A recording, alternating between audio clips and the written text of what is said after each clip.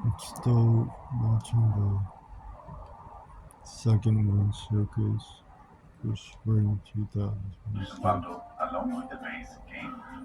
I look I'm forward at to seeing 1 our beautiful hour gardens once our game 38 is released on the minutes. Nintendo Switch, April the 30th of 2026. 1.5 speed.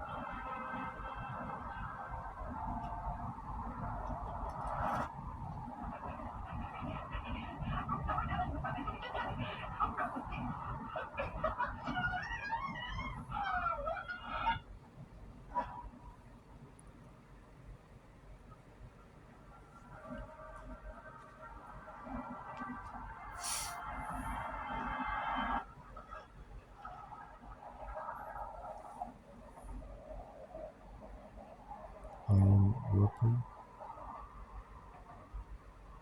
PC.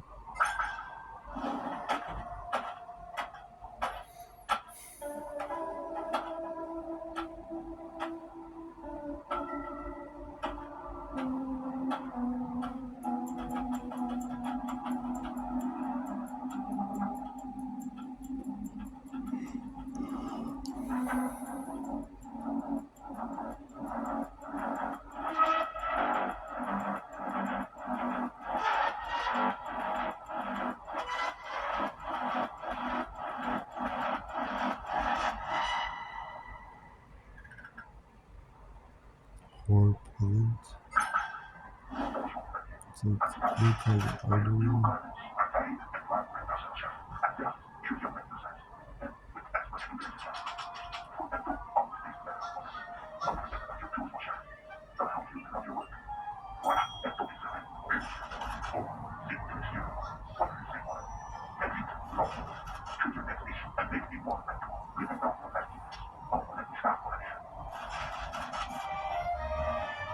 Don't let it starve, Jerry. I never saw my father paint, but I grew up surrounded by his paintings. I still remember the day I saw the paintings, and without really knowing how, I saw the painting. I broke it, and this small game, experimental, is a tribute to him. This is Charming Hill. Charming Hill is about experience painting. You start with a blank canvas, and after a few moments, you're already painting a house by the lake, a small village in the mountains, or the image beneath the old oak tree. My wish is for anyone, even if only for a moment, to feel like an artist. You don't need to know how to draw or have any special skills. It's simply a place to relax after a long day or to slow down before going to sleep. Let yourself be carried away painting beautiful landscapes as you discover behind each brushstroke a small and heartfelt story. Or better yet, paint your own story, creating unforgettable places and moments that become parts of your personal gallery. Charming Hill. Hi everyone, Wish list I'm on Game Whistle, Steam. created director on Disney Show Modern. It's a first-person physics platformer inspired by Half-Life 2, Portal, and Mirror's Edge. In this game, you control magnetism to carve your own path through the ruins of a post-apocalyptic world. Pull, push, retract, repel metallic objects, bend rusty structures,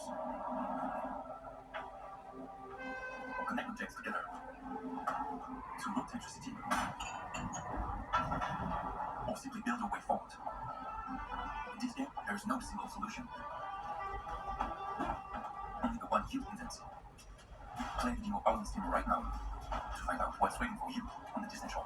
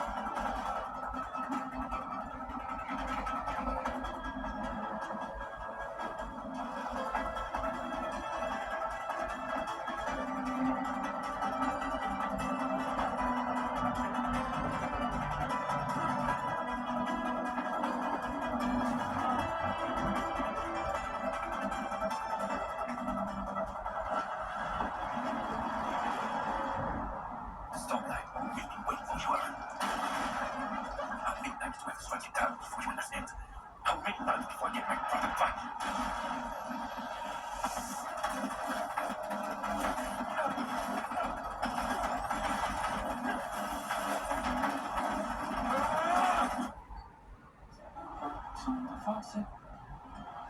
Such a peaceful things to listen. It's wonderful winter. Hello, me again. Just popping in to say that I've got something to announce as well, relating to my own indie game, Starstruck Vagabond. I can do that. It's our showcase.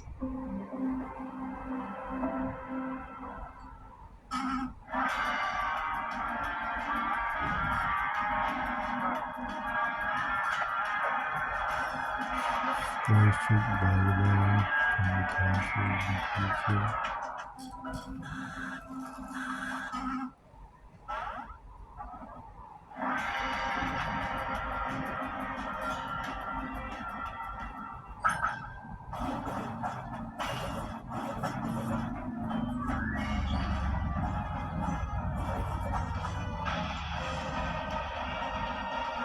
Guess Vanguard.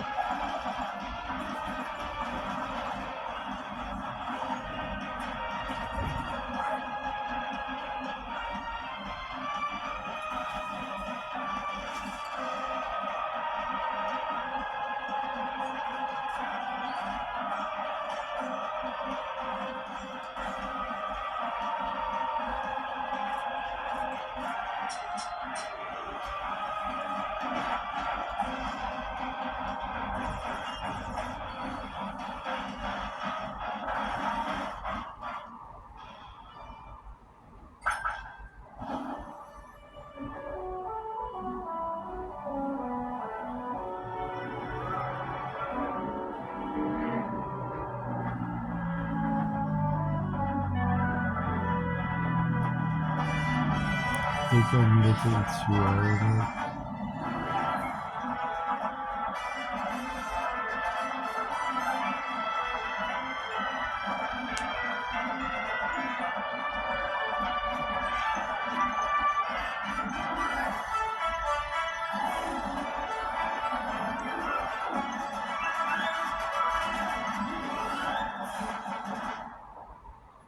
Bugslands.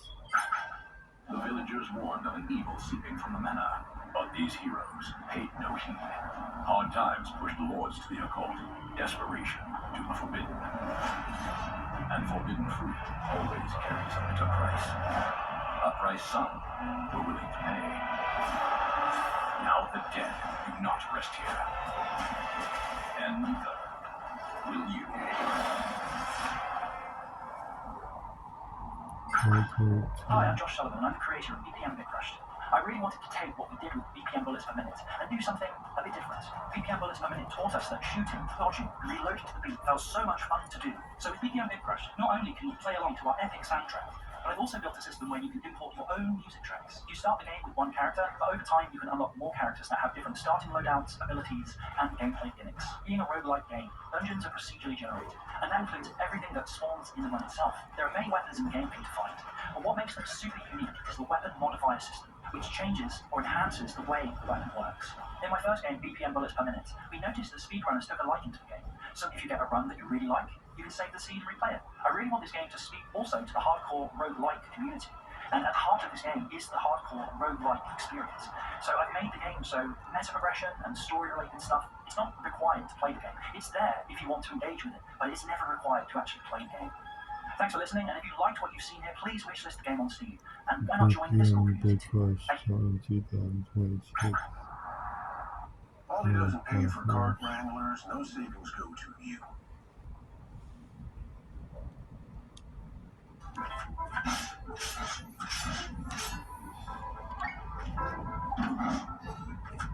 Another difficult platform.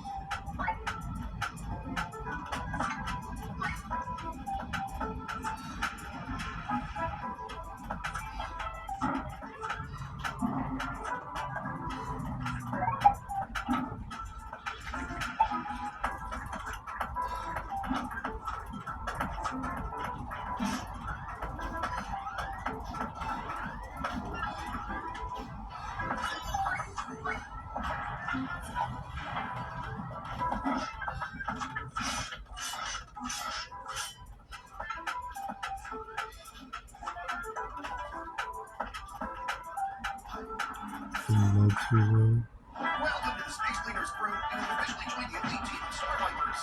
you are about to start your galactic career in the most important sector of space Oh, that's exploration. incredible. What awaits you? Blood, sweat, and bits of aliens. Literally.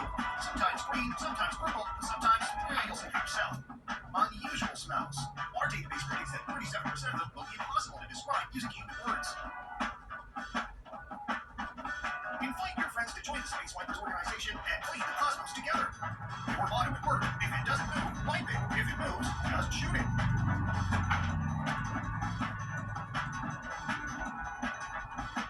Sincerely, Galaxy Cleaners, A crew. Cleaning company.